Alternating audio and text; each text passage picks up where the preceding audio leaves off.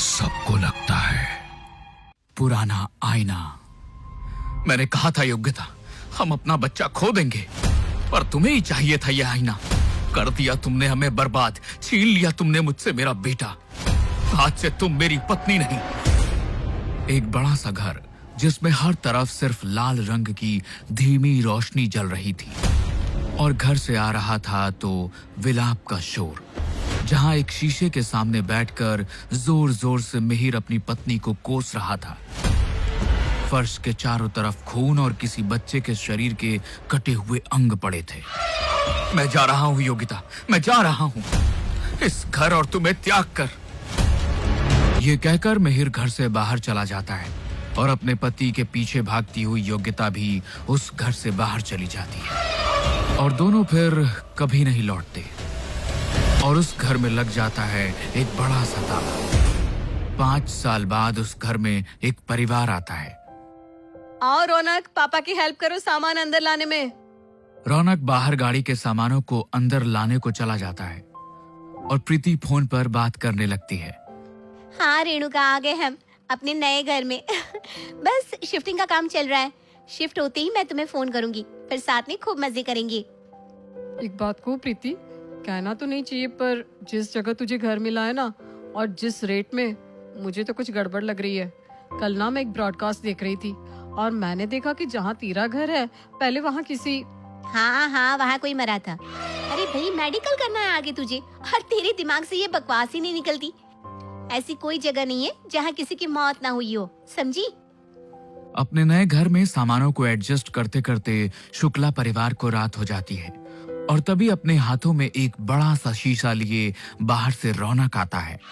इस बेचारे शीशे को आप बाहर ट्रक में ही छोड़ आए थे पापा, मैं इसे अंदर ले आया, वरना कोई उठाकर चल देता। और तभी अचानक मौसम एक पल में ही बदलने लग जाता है, मानो किसी अनहोनी का संकेत दे रहा हो। ऐसी कड़कड़ाके की बिजली मानो आसमान चीख रहा हो। आंधी के कारण खिड़कियां खुद ब खुद खुलने बंद होने लग जाती है।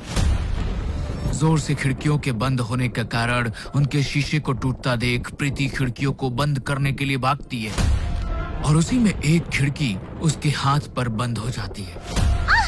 मेरी उंगली। प्रीति के उंगली से खून रिश्ते हुए फर्श पर गिरने लगता है। बाहर बिजली की चमक में प्रीति को किसी की साया दिखाई पड़ती है, जिसे देख प्रीति चीखती है। बिजली है बेटा, डरो नहीं। ये न जाने अचानक मौसम को क्या हो गया है, नए घर की सारी खिड़कियों के शीशे टूट गए, बताओ। तभी एक तेज बिजली खड़खड़ाती हुई खिड़की से अंदर आती है और रोहन के हाथ से शीशे को छूती हुई वापस लौट जाती है। ओह माय गॉड, इस शीशे ने बचा लिया, वरना आज तो मैं गया था। साइंटिफिकली शीशे को तो चूर हो जाना चाहिए था, पर इस पर तो क्रैक तक नहीं आई। खैर दो, मैं इसे अंदर रखाती हूँ। अपने खून से लथपथ हाथ से ही प्रीति उस शीशे को स्टोर रूम में रखने जाती है। इत्तेफाक से वहाँ पहले से ही एक शीशा होता है, जो देखने में बहुत पुराना लग रहा था। कितना पुराना है ये शीशा, लगता है इस घर के मकान मालिक का होगा। खैर अच्छा ही है, अब दोनों शीशे रात भर आपस में बात कर सकेंगे। रात के ठीक 3 बजे दरवाजे पर किसी की आहट होती है। ये बताओ कैसे सोती है मम्मी, खिड़कियां तो खुली पड़ी है, जो चाहे अंदर आ सकता है। शिवम गेस्ट रूम की खिड़की से अंदर आ जाता है, जहां वह देखता है कि पहले से ही 2 शीशे रखे हुए हैं। शीशे से दूसरे दुनिया के लिए रास्ता खुल सकता है। इन्हीं शीशों से यहाँ ट्रायंगल बना देता हूँ, फिर देखता हूँ क्या होता है। और अपने साथ पेंटिंग के लिए लाए हुए एक ग्लास मिरर को शिवम ट्रायंगल बनाता हुआ उसे रख देता है। अगली सुबह प्रीति नहाने के लिए बाथरूम के बाहर जाती है। वो जब देखो कोई ना कोई अंदर ही रहता है। निकल पे जाओ रौनक। तभी फोन पर बात करता हुआ रौनक छत से नीचे आता है। शिवम भैया आए हैं कल रात को, वो होंगे अंदर। प्रीति हॉल में चली जाती है, जहां वो देखती है कि उसके मम्मी पापा और शिवम साथ बैठकर चाय पी रहे हैं। तो फिर बाथरूम में कौन है? प्रीति भागती हुई बाथरूम की तरफ जाती है, जहां वो देखती है कि बाथरूम का फर्श भीगा हुआ है, जिससे ये साबित हो जाता है कि बाथरूम में कोई तो था। यह प्रीति का वहम नहीं था, पिछली रात की तरह। और फिर प्रीति की नजर छत की सीढ़ियों पर पड़ती है, जहाँ किसी के गीले पैरों के निशान दिख रहे थे। कहीं भैया अपने साथ अपनी गर्लफ्रेंड को तो नहीं लेकर आए? प्रीति भागते हुए छत पर जाती है और गुलाबी सूट में एक लड़की को छत की सीढ़ियों से नीचे उतरता देख लेती है और यह मान लेती है कि वह कोई और नहीं, उसके भाई के साथ आई उसकी गर्लफ्रेंड है। इसी तरह बार बार हर किसी को किसी की मौजूदगी का एहसास हो रहा था। फिर एक रोज रौनक प्रिया के कमरे से बाहर से गुजर रहा होता है कि उसे अंदर से किसी लड़के की आवाज सुनाई देती है। रौनक जैसे ही प्रिया के कमरे का दरवाजा खोलने जाता है, कमरे के दरवाजे के छोटे से दरार भर से एक आदमी सिकुड़ कर बाहर आ जाता है और फिर उसका आकार किसी इंसान के जैसा ही हो जाता है। यह सब देखकर रौनक कुछ समझ ही नहीं पाता और बुरी तरह सहम जाता है। नहीं, ये वह 21-22 साल का दिखने वाला लड़का चलते हुए स्टोर रूम की तरफ चला जाता है और वहीं से कहीं गायब हो जाता है। रौनक ने तो देखा वो आम नहीं था, ना ही उसके मन का वहम था। पसीने से लथपथ रौनक वहीं बेहोश हो जाता है। कुछ देर बाद सुशील उसे बेहोश हालत में देखता है। रौनक की ऐसी हालत को देखकर डॉक्टर को बुलाया जाता है। मम्मी, कोई था प्रीति के कमरे में, न जाने वो कहाँ गायब हो गया। और उसी वक्त सभी की आंखों के सामने बिस्तर के नीचे से 2 बच्चे निकलकर बाहर की ओर भागते हैं। आपने तो बोला था कि आपके घर पर कोई और नहीं रहता। तभी कमरे के दरवाजे के बाहर से 2 अनजाने लोग बात करते हुए स्टोर रूम की ओर जाते दिखते हैं, जिसे देखते ही डॉक्टर अपना सामान उठाकर भाग निकलता है। दूसरे आदमी के पीठ पर खंजर नहीं देखा क्या? एक भूतों का डेरा है इस घर में, भागो यहाँ से। यानी छत पर उस दिन मैंने जिसे देखा वो तुम्हारी फ्रेंड नहीं थी भैया? 75 बार कह दिया है मैंने तुमसे, मेरे साथ कोई नहीं आया है। पर यह अनजान लोग कौन है? किसी तरह सभी डरते डरते कमरे से बाहर झांक कर देखते हैं। स्टोर रूम के बाहर पहुंचकर वो अनजाने लोग अचानक पीछे मुड़कर सभी की ओर देखते हैं और मुस्कुराते हैं और वापस स्टोर रूम की ओर जाते हुए अदृश्य हो जाते हैं। ये ऐसा घर ले लिया तुमने सुशील, इस घर में तो भूतों का डेरा है। मुझे क्या पता था कि ऐसा कुछ हो जाएगा स्वीटी। मुझे तो समझ में नहीं आ रहा है कि यह सब सच है या सपना। शिवम फौरन घोस्ट हंटर्स की टीम को फोन करके अपने घर बुलाता है। जरूरी नहीं कि जो आप सबने देखा वो सच्ची हो। कई सारी आत्माएं हमें बहकाने का काम भी करती है। कभी कभी ये किसी और एनर्जी के कारण भी हो सकता है। हो सकता है आप लोगों ने किसी चीज को छेड़ा हो। चलिए आप मुझे दिखाइए वो जगह कौन सी है।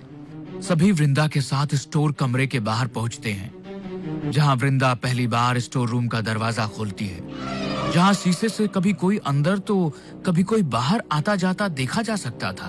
ओह माय गॉड, ये तो बहुत गलत हो गया। आपके घर से दूसरी दुनिया का रास्ता जुड़ गया है। अब इस रास्ते से वह आत्माएं आराम से अंदर आ रही हैं और बाहर भी जा रही हैं। आपका ही घर अब उनके लिए भी घर बन चुका है। पर उन्होंने अभी तक हमें कोई नुकसान नहीं पहुंचाया है। क्योंकि उन्हें आप में से किसी में इंटरेस्ट था ही नहीं, और जिसमें उन्हें इंटरेस्ट है उसके शरीर को उन्होंने पहले ही अपने वश में कर लिया है। और जैसे ही मिहिर यह बात कहता है, रौनक के कमरे से जोर से चीखने की आवाज आती है। सभी भागते हुए रौनक के कमरे में जाते हैं, जहां वो देखते हैं कि रौनक बैठकर अपने हाथ को काट रहा है। ये सब मेरी वजह से हुआ है। सर प्लीज, सर कुछ कीजिए सर।